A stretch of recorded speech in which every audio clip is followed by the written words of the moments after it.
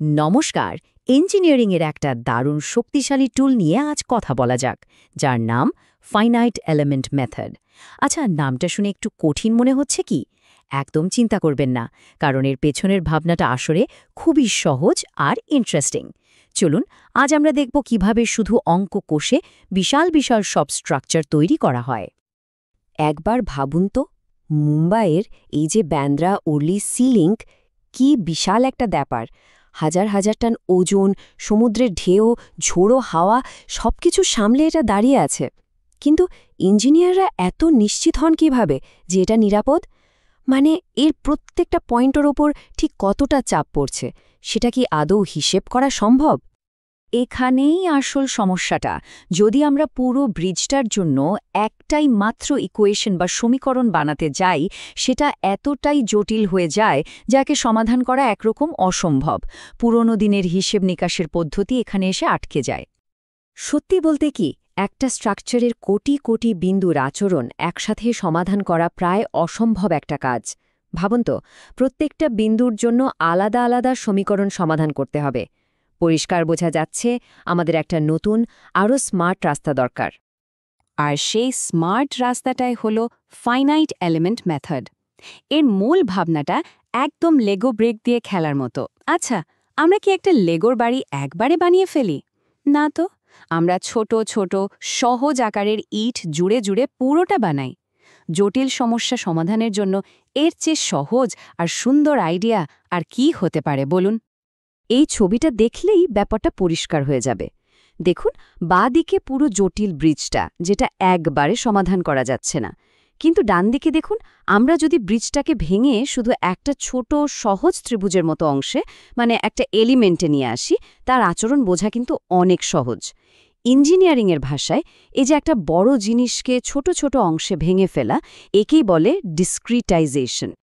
তাহলে পুরো পদ্ধতিটা আসলে এই তিনটে সহজ ধাপে কাজ করে। স্টেপ 1, সমস্যাটাকে ছোট ছোট টুকরোতে ভেঙে ফেলো, মানে ডিসক্রিটাইজ করো। স্টেপ 2, প্রত্যেকটা টুকরোর চরিত্র বা আচরণ ঠিক কীরকম সেটা জেনে নাও।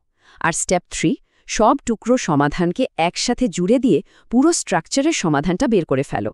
একদম লেগো বানানোর মতোই, তাই না? তাহলে এবার বলুন তো, যে কোনো বড় স্ট্রাকচার অ্যানালাইসিস করার প্রথম ধাপটা কি? ঠিক, তাকে ছোট ছোট সরল অংশে ভেঙে ফেলা বা ডিসক্রিটাইজ করা। চলুন এবার দ্বিতীয় ধাপে যাওয়া যাক, মানে আমাদের এই ব্রিক বা এলিমেন্টগুলোকে একটু চিনে নিই। ইঞ্জিনিয়াররা অনেক ধরনের এলিমেন্ট ব্যবহার করেন, তবে আমরা আজ সবচেয়ে সহজ দুটোকে দেখব। আচ্ছা, এই এলিমেন্ট জিনিসটা আসলে কি? এটা আর কিছুই না, একটা খুব সাধারণ জ্যামিতিক আকার। ধরুন একটা সরল রেখা বা একটা ত্রিভুজ, যার আচরণ আমরা সহজেই অঙ্ক কষে বের করতে পারি। এই ছোট ছোট আকারগুলোই পুরো স্ট্রাকচারের এক একটা অংশকে রিপ্রেজেন্ট করে। সোজা কথায় আমাদের সেই লেগো ব্রিকগুলো। সবচেয়ে সরল এলিমেন্ট হল 1D বার এলিমেন্ট। এটাকে একটা বাঁশের কঞ্চির মতো ভাবতে পারেন। একে শুধু দুদিক থেকে টানলে লম্বা করা যায়, আর চাপ দিলে ছোট করা যায়। মানে এটা শুধু টেনশন আর কম্প্রেশন নিতে পারে। মোবাইলের টাওয়ার বা ব্রিজের উপর যে জালের মতো কাঠামো বা ট্রাস দেখা যায়, সেগুলো অ্যানালাইসিস করার জন্য এটা একদম পারফেক্ট। এর থেকে আরেকটু অ্যাডভান্সড হল 1D বিম এলিমেন্ট। এর তুলনা করা যেতে পারে একটা ক্রিকেট ব্যাট বা একটা কাঠের তক্তার সাথে। এটা শুধু টানে লম্বা বা চাপে ছোটই হয় না, মাঝখান থেকে বেঁকেও যেতে পারে। মানে এটা বেন্ডিংও নিতে পারে। বাড়ির ছাদের বিম বা কলমের মতো ফ্রেম স্ট্রাকচারের জন্য এটা ছাড়া চলবেই না। এখন প্রশ্ন হল, প্রত্যেকটা এলিমেন্টের আচরণ আমরা জানব কি করে? এখানেই আসছে স্টিফনেস ম্যাট্রিক্স বা কে এর কনসেপ্ট। এটাকে বলতে পারেন প্রত্যেকটা এলিমেন্টের রুল বুক বা চরিত্র। এই ম্যাট্রিক্সটাই বলে দেয় যে কতটা বল কিউ দিলে একটা এলিমেন্ট ঠিক কতটা বেঁকে যাবে বা সরে যাবে। ইউ, এদের মধ্যে সম্পর্কটা হল Q is equal to K U. আরেকটা খুব মজার জিনিস আছে, যার নাম ইন্টারপোলেশন ফাংশন। ভাবুন, আমরা শুধু একটা এলিমেন্টের দুই প্রান্তের অবস্থা জানি। এই ফাংশনগুলো ওই দুটো পয়েন্টের ডেটা ব্যবহার করেই মাঝের যে কোনো পয়েন্টের আচরণ কেমন হবে সেটার একটা দারুণ নিখুঁত অনুমান করতে পারে। অনেকটা ম্যাজিকের মতো কাজ করে, তাই না?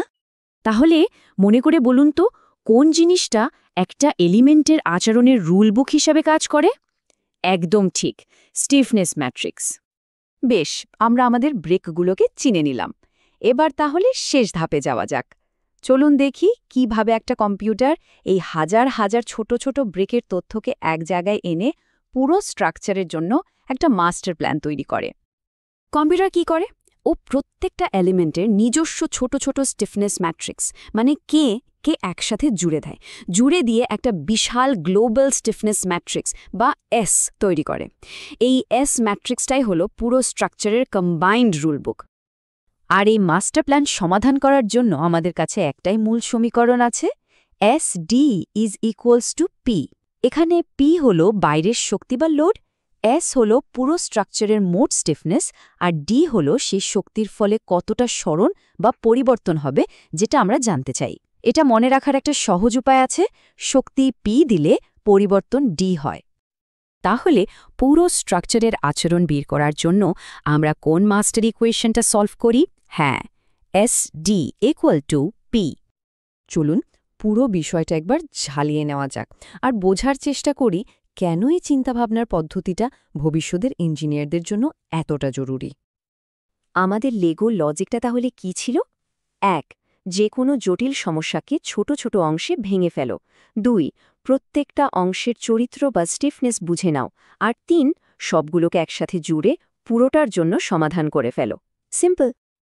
আর হ্যাঁ, এই পদ্ধতিটা কিন্তু শুধু ব্রিজ বা বাড়ি বানানোর জন্য নয়।